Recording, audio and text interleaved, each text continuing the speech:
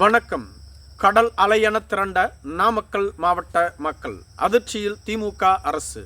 தமிழன் என்று சொல்லடா, தலை நிமிர்ந்து நில்லடா என விஜய் நாமக்கல் வே. ராமலிங்கம் பிள்ளை அவர்களின் கவிதையோடு தனது பேச்சை தொடங்கினார்.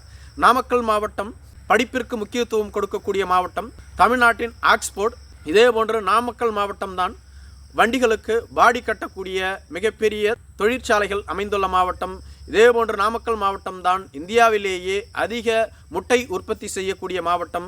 இப்படி பல பெருமைகளை கொண்ட நாமக்கல் மாவட்டத்திலிருந்து திமுகவிற்கு சட்டசபைக்கு பலர் சென்றுள்ளார்கள். ஆனால் இந்த மாவட்டத்தில் வளர்ச்சி இருக்கிறதா என்றால் இல்லை என்றுதான் கூற வேண்டும். பட்டியலின மக்களுக்கும் ஒடுக்கப்பட்ட மக்களுக்கும் சமநீதியை வழங்கியது இதே மாவட்டத்தைச் சேர்ந்த சென்னை மாகாண முதலமைச்சர் சுப்ராயன் அவர்கள். அந்த நீதியை இன்று திராவிட மாடல் அரசு வழங்குகிறதா என்று பார்த்தால் இல்லை என்றுதான் கூற வேண்டும். இந்த மாவட்டத்தைச் சேர்ந்த திமுக சட்டமன்ற உறுப்பினர் ஒருவரது மருத்துவமனையில்தான் அதிக அளவு கிட்னி திருட்டுகள் நடைபெற்றுள்ளது. இதை நான் திருச்சியிலேயே கூறியிருந்தேன், மீண்டும் கூற காரணம், இந்த கிட்னி திருட்டில் பாதிக்கப்பட்டுள்ள பெண்கள் அனைவரும் நாமக்கல் மாவட்டத்தைச் சேர்ந்தவர்கள்தான். குறிப்பாக நூல் ஆலைகளில் வேலை செய்யக்கூடிய ஏழை பெண்களை குறிவைத்து இந்த கிட்னி திருட்டு நடைபெற்று வருகிறது. இதனை தடுக்க வேண்டிய ஆளும் அரசு கபட நாடகமிட்டு அனைவரையும் ஏமாற்றி வருகிறது. மேலும் வே. சுப்ராயன் அவர்களுக்கு மணிமண்டபம் கட்டுவோம் என வாக்குறுதி அளித்தார்கள். கட்டினார்களா என்றால் இல்லை என்றுதான் கூற வேண்டும். இதேபோன்று நாமக்கல் மாவட்டத்தில் முட்டை சேமிப்பு கிடங்கு மற்றும் ஆராய்ச்சி நிலையம் கட்டுவோம் என்று கூறினார்கள். அதுவும் கிடப்பில் உள்ளது. தொழிலாளர்கள், அரசு ஊழியர்கள், ஆசிரியர்கள் என அனைவருக்கும் பழைய ஓய்வூதிய திட்டத்தை உருவாக்குவோம் என்று கூறினார்கள். அதுவும் நடைபெறவில்லை. தொகுப்பூதிய ஆசிரியர்களுக்கு பணி நிரந்தரம் வழங்குவோம் என்று கூறினார்கள். அதுவும் நடைபெறவில்லை. நாமக்கல் மாவட்டத்தில் தேங்காய் உற்பத்தி அதிகமாக உள்ளது. தேங்காயை அரசே கொள்முதல் செய்து தேங்காய் எண்ணெயை உற்பத்தி செய்து அரசு நியாய விலை கடைகளில் விற்பனை செய்வோம் என்று கூறினார்கள். அதுவும் நிகழவில்லை. நாமக்கல் மாவட்டத்திற்கு மட்டும் திமுக அரசு துரோகம் செய்யவில்லை, தமிழக மக்கள் அனைவருக்குமே துரோகம் செய்து வருகிறது. அவர்கள் கூறிய வாக்குறுதியை ஒன்றை கூட நிறைவேற்றவில்லை. நாமக்கல் மாவட்டத்தில் இங்கு அதிக கல்வி நிறுவனங்கள் உள்ளது.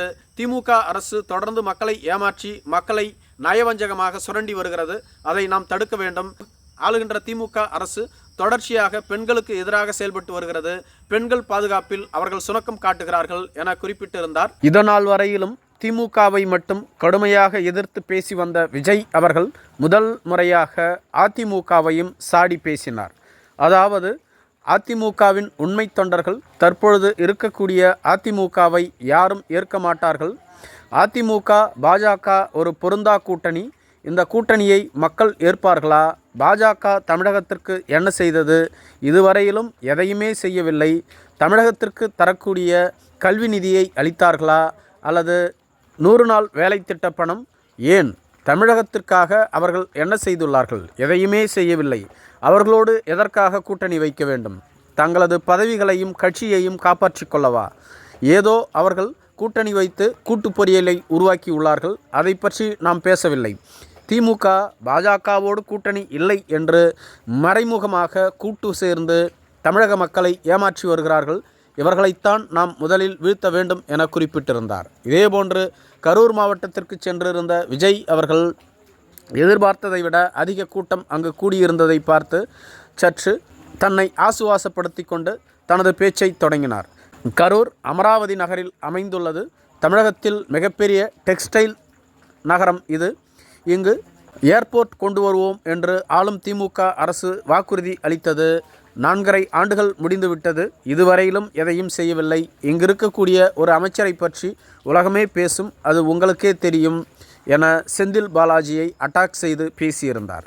இதுபோன்ற சூழ்நிலையில் ஆம்புலன்ஸ் வருவதற்கு வழிவிட்ட போது கூட்ட நெரிசலில் ஒரு சிலர் மயக்கமடைந்தார்கள். அவர்களுக்கு விஜய் அவர்கள் தண்ணீர் கொடுத்து உதவி செய்தார். கரூரில் விஜய்க்கு கட்டுக்கடங்காத கூட்டம் கூடியதை பார்த்து ஆளும் திமுக அரசு மட்டும் இல்லாமல் அதிமுக அரசும் சற்று பயம் கொண்டுதான் உள்ளது. நன்றி.